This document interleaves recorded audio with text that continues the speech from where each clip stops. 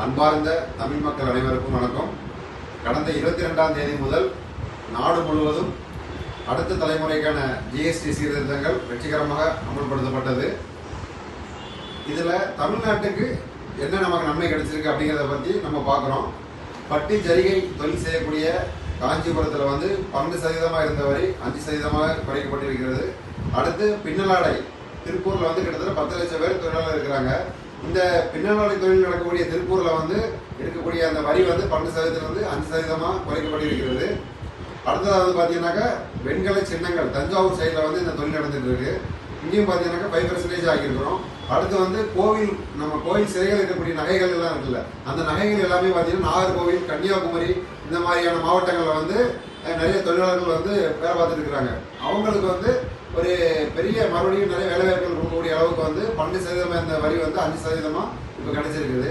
அடுத்தது மின்னணு பொருட்கள் சென்னை, காஞ்சிபுரம், கிருஷ்ணகிரி, ஸ்ரீபெரும்புதூர் இங்கெல்லாம் மின்னணு பொருட்கள் இருந்தது. அது 28% இருந்தது.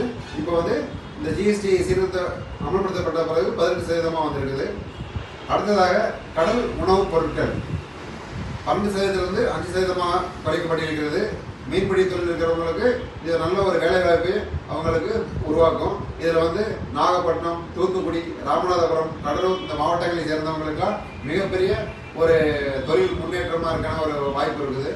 அடுத்தபடியாக தென்னை நார் கயிறு சார்ந்த பொருட்கள் தயாரிக்கக்கூடிய அந்த தென்னை நார் சார்ந்த இது கிட்டத்தட்ட பொள்ளாச்சி சைடில் அதிகமாக அந்த பொள்ளாச்சி சுற்று வட்டாரத்தில் தென்னை நார் சார்ந்த தொழில்கள் நிறைய எக்ஸ்போர்ட் பண்ணுறாங்க. அவங்களுக்கு எல்லாமே இந்த 12%லிருந்து 5% ஜிஎஸ்டி வரி குறைக்கப்பட்டது மிகுந்த பயனுள்ளதாக இருக்கும்.